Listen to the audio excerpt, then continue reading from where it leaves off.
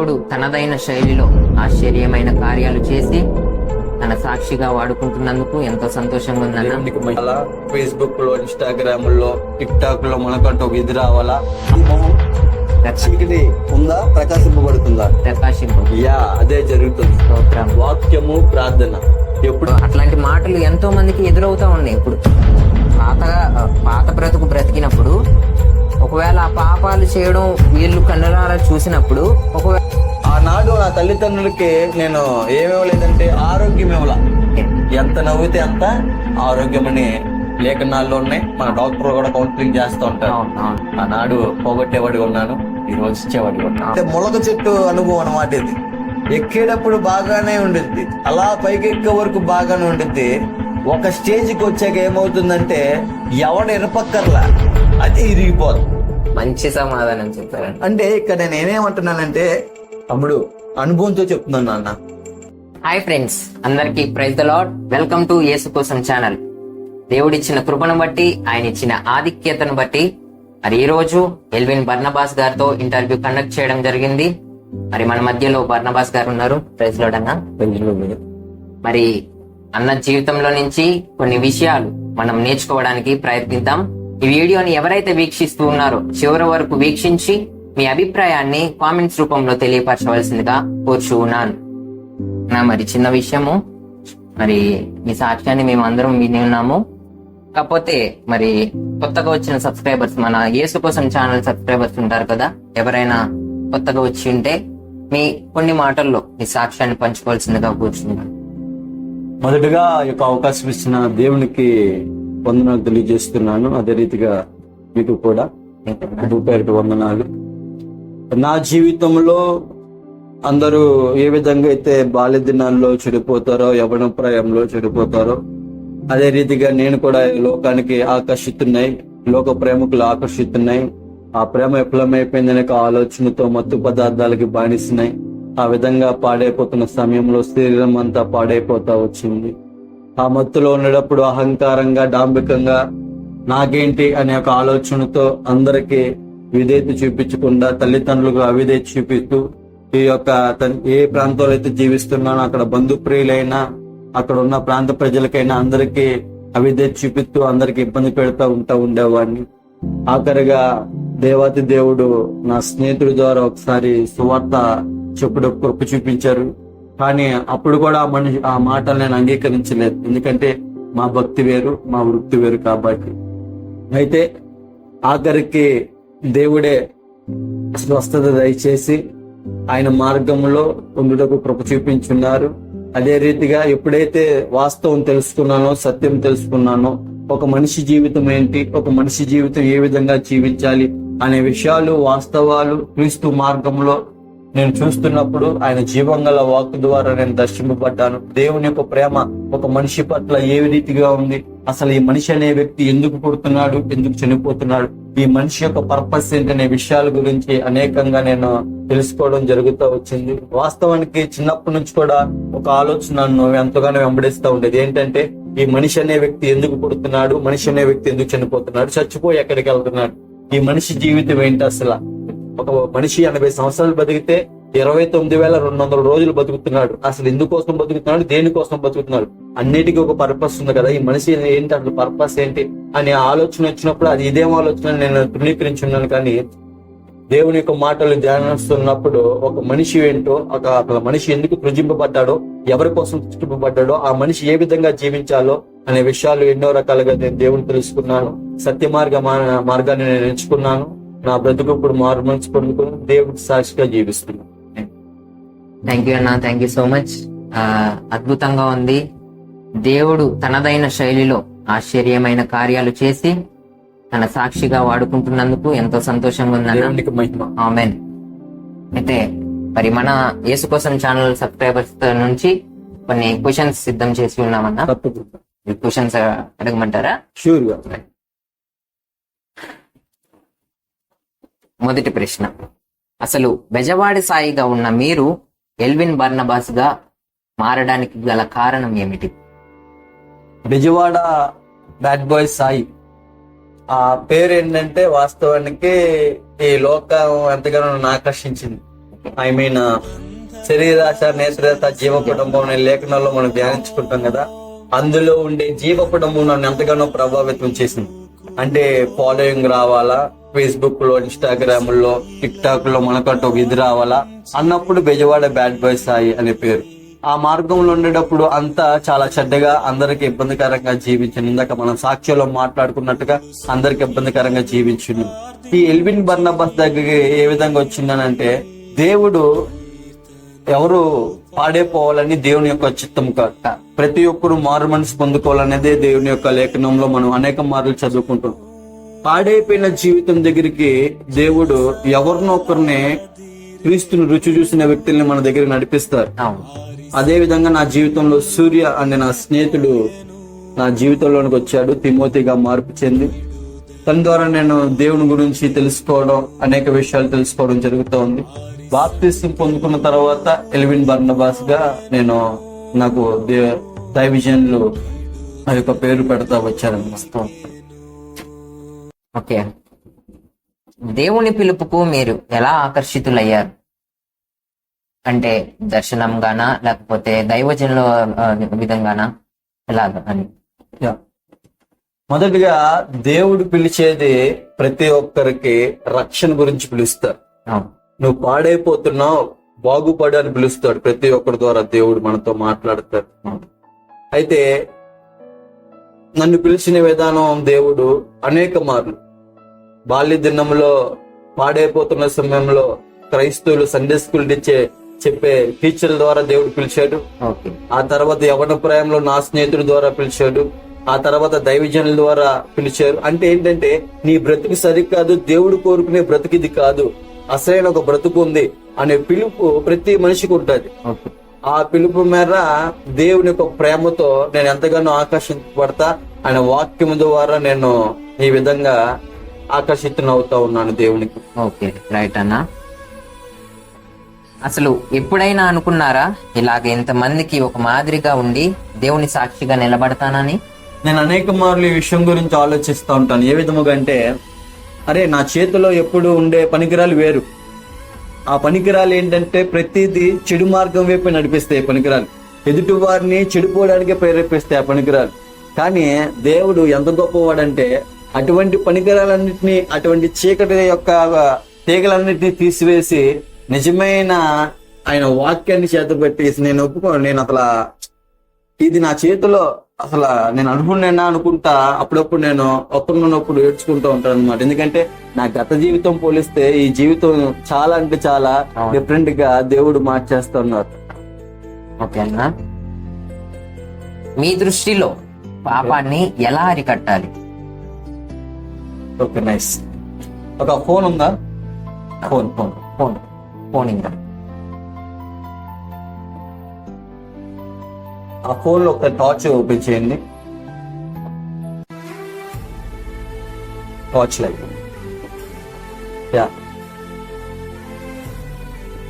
పాపం అనేది చీకటితో పోలుస్తారు చాలా వరకు. అవును.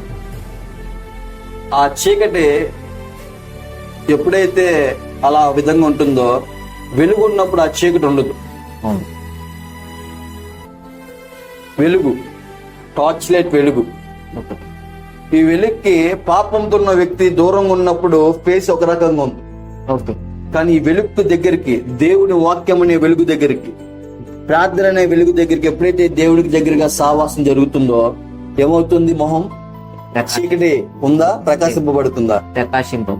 అదే జరుగుతుంది. వాక్యము, ప్రార్థన ఎప్పుడైతే ఎడతెగక ఆయనతో సావాసం చేస్తామో, మనలో ఉన్న చీకటి కార్యక్రమంలో ఆయన జీవంగల వాక్ ద్వారా ఆయనే ఉదక స్థానం చేస్తా వస్తాడు. మరి నెక్స్ట్ క్వశ్చన్ అన్న, మీరు దేవునిలోకి వచ్చాక, మారు మనసు పొందాక, మీ పాత బ్రతుకును బట్టి ఎవరైనా ఇలా అన్నారా, ఆయన మారాడంట, ఆయన చెప్పేదేంట్లే అని ఎవరైనా అన్నారా? అనేక మంది. ఎందుకంటే లోకానుసారంగా నేను జీవించేటప్పుడు ఒక చిన్నపాటి సెలబ్రిటీలా నన్ను ట్రీట్ చేసింది విజయవాడ. ఎక్కడికి వెళ్ళినా సరే అనేక మంది స్నేహితులు, ఎక్కడికి వెళ్ళినా సరే సాయన్న అనే ఈ డాంబికమైన జీవితాన్ని నేను బాగా రుచి చూశాను. నా గత జీవితాన్ని అందరూ చూసారు. ఎందుకంటే నేను ఏది రహస్యంగా చేసేవాడిని కాదు, 4 గోళ్ల మధ్య చేసేవాడిని కాదు.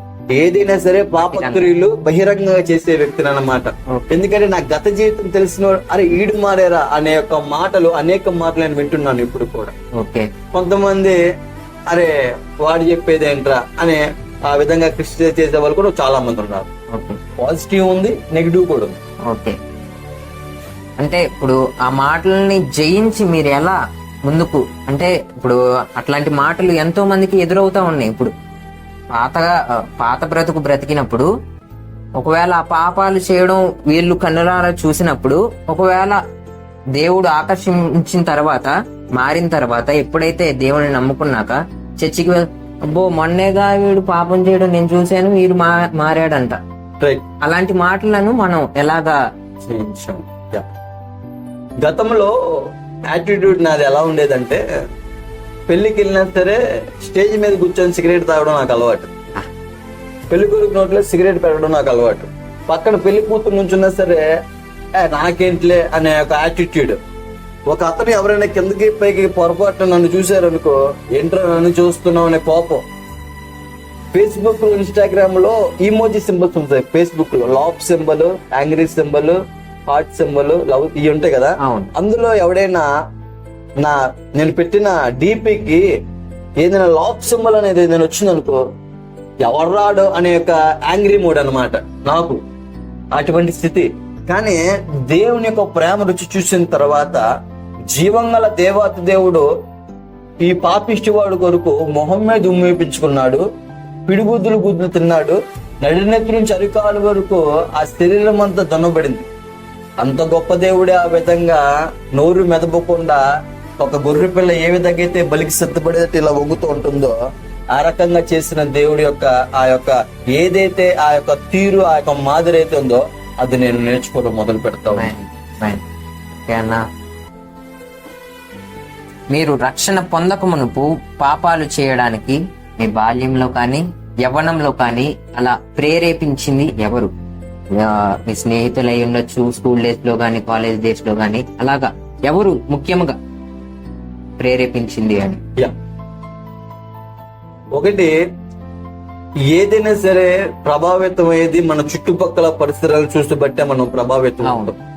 ఈవెన్ బాల్య దినాల్లో ఏంటంటే నన్ను ప్రభావితం చేసింది టీవీలు, సినిమాలు.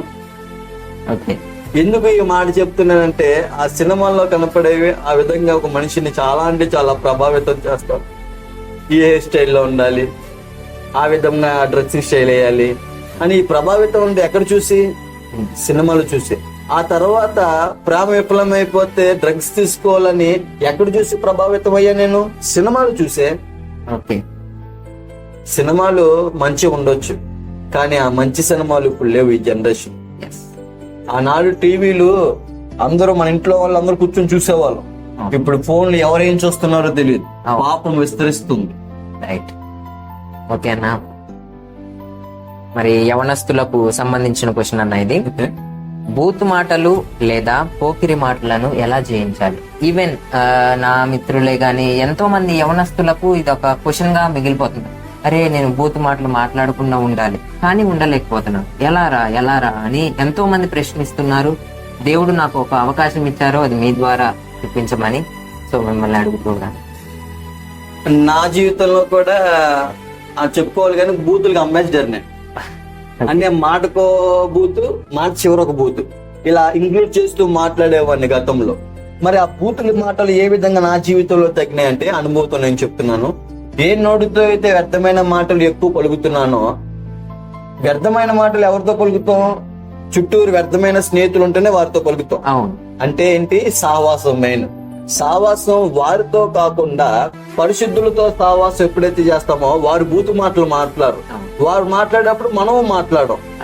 ఇంకొకటి, ఈ నోటితో ఎక్కువ ఏం మాట్లాడతాం? పోకిరి మాటలు, బూతు మాటలు మాట్లాడతాం. కాబట్టి అదే నోటితో ఎక్కువ శాతము దేవుని యొక్క వాక్యము ధ్యానిస్తూ ఉన్నప్పుడు మన మాట తీరు మారుతుంది. ఓకే, ఎంతో చక్కనైన జవాబుని ఇచ్చారన్నా, థ్యాంక్ యూ. బాప్తిస్మము మీలో తెచ్చిన మార్పులు ఏంటి? నేను బాప్తిస్మం పొందుకున్న తర్వాత చూసిన మార్పు ఏంటంటే నా జీవితమే. ఎందుకో తెలుసా, నా గత జీవితాన్ని ఒకసారి టాలీ చేసుకుంటే బాప్తిస్మం తీసుకున్న తర్వాత మాట శైలి మారింది, ప్రవర్తన మారింది, హృదయ అంతరంగం మారింది, చూపు మారింది, ఆలోచన విధానం మారింది. ఇవన్నీ మార్పులే కదా. అవును, అది కారణం దేవుని యొక్క కృప బట్టి. ఓకే, థ్యాంక్ యూ అన్న, మంచి జవాబునిచ్చారు. మరి మరో ప్రశ్న అన్న, ఓకే మీ పాత బ్రతుకులో ఓకే మీ కుటుంబంతో బంధం ఎలా ఉండేది, ప్రస్తుతం ఎలా ఉంది? పాతగా ఆ గత జీవితంలో ఉన్నప్పుడు నా తల్లికి నా తండ్రికి ఆనందం అనేది లేదు. ఓకే, వాస్తవానికి కన్నీరే. ఏ కొడుకు కూడా పాడైపోవాలని ఏ తల్లిదండ్రులు కోరుకోరు. అవును, తన కొడుకు బాగుపడాలనే కోరుకుంటారు. ఆనాడు నా తల్లిదండ్రులకి నేను ఏమివ్వలేదంటే ఆరోగ్యం ఇవ్వలా. ఎందుకు ఆరోగ్యం ఇవ్వలేదు అంటున్నానంటే, ఆలోచించి ఆలోచించి ఎక్కువ వచ్చేది అనారోగ్యమే కదా. అవును, మరి హ్యాపీ ఎప్పుడు వచ్చిందయ్యా అంటే, నేను చెప్తాను దానికి ఒక నా జీవితంలో జరిగిన సంఘటన. ఓకే, మా తాతయ్య గారు ఒక చనిపోయారు. చనిపోయిన తర్వాత అక్కడ ప్రదేశానికి నేను కూడా వెళ్ళాను. అప్పటికి మార్పు చెందాను, చక్కగా దేవునిలో బాగానే ఉన్నాను. నాతో పాటు నా తల్లి కూడా వచ్చారు.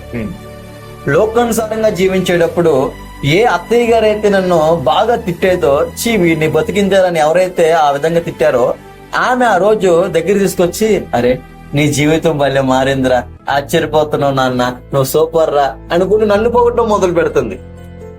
వెనకమాల నుంచి కొంచెం దూరంలో ఉన్న మా అమ్మ గమనిస్తుంది.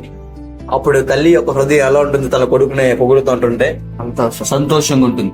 ఒకప్పుడు శరీరము ఆరోగ్యము క్షీణించేవాడిగా నేను బతికాను, ఆరోగ్యాన్ని పోగొట్టేవాడిగా నేను జీవించాను, నా ప్రవర్తన బట్టి, నా బ్రతుకులు బట్టి. ఇప్పుడు దేవుని కృప బట్టి వారు ఆ విధంగా, మా అత్తయ్యలు ఈ విధంగా మాట్లాడుతున్నారంటే మార్పును చూసే కదా. ఆ మార్పును చూసిన తల్లి ఆ మాటలు ఎప్పుడైతే తన కొడుకును పొగుడుతో ఎవరైతే మొదలు పెడుతున్నారో, ఆ మాటలు వింటుండగా నేను చాలా ఒక హ్యాపీనెస్ అన్నమాట. ఓకే, ఎంత నవ్వితే అంత ఆరోగ్యం అనే లేఖనాల్లో ఉన్నాయి. మన డాక్టర్లు కూడా కౌన్సిలింగ్ చేస్తూ ఉంటారు. ఆనాడు పోగొట్టేవాడిగా ఉన్నాను, ఈ రోజు ఇచ్చేవాడిగా ఉన్నాను. ఆమేన్, స్తోత్రం. మరి చివరి ప్రశ్న అన్న, ఓకే, ప్రస్తుత కాలంలో మత్తు పదార్థాలకు బానిసలైన ఉన్న వారికి మీరు ఇచ్చే మెసేజ్ ఏమిటి? మత్తు, ఈ మత్తు అనేది చాలా భయంకరమైనది. ఎంత భయంకరమైనది అంటే, మొదటగా చాలా అంటే చాలా ఎలా ఉండిద్దంటే మొలక చెట్టు అనుభవం అన్నమాట. ఇది ఎక్కేటప్పుడు బాగానే ఉండిద్ది, అలా పైకి ఎక్కే వరకు బాగానే ఉండిద్ది. ఒక స్టేజ్కి వచ్చాక ఏమవుతుందంటే ఎవడు ఇరపక్కర్లా, అది ఇరిగిపోదు. అంటే నేనేం చెప్తున్నానంటే, యవ్వన ప్రాయంలో ఉన్న బలమంతటిని మనల్ని ఎంతగానో ఆ శరీరాన్ని, మన సమయాన్ని, మన ఆలోచన విధానాన్ని, మన లక్ష్యాన్ని కొలాప్స్ చేసేది ఈ మత్తు. ఓకే, ఎంతో మంది బాగా చదువుకున్న వారు కూడా యవనస్తులు ఈ మత్తులో వాటికి బానిసైపోయి వారి జీవితాలు పోగొట్టుకుంటున్నారు. ఎంతో మంది కాలేజీకి ఫస్ట్ వచ్చిన వ్యక్తులు కూడా ఆ మత్తుకు బానిస అయిపోయి లాస్ట్ అయిపోతున్నారు. అసలు ఏంటయ్యా ఈ మత్తు అంటే అనుకుంటాం ప్రశాంతత దొరుకుతుంది అని. వాస్తవానికి ప్రశాంతత రాదు. నా స్నేహితులు అన్నారు, స్టార్టింగ్ స్టేజ్ లో నేను డ్రగ్స్ కి అలవాటు పడుతున్నప్పుడు, నాకు టెన్షన్ ఉందరా, టెన్షన్ పోవాలంటే ఏం చేయాలని మనుషులు మాట్లాడినా. వారన్నారు, మామ టెన్షన్ పోవాలంటే సిగరెట్ తాగాలరా అన్నారు. సరే అని టెన్షన్ పోయింది కానీ సిగరెట్ తాగా. వాస్తవానికి టెన్షన్ అయితే పోలేదు కానీ ఊపిరితిత్తులు పోయినాయి కొన్ని సంవత్సరాలకి. ఇది వాస్తవం. ఎందుకంటే ఈ యొక్క శరీర అవయవాలకి బలమిచ్చేవి కొన్ని ఉన్నాయి. ఒక మాన్యువల్ ఉంది మనిషికి.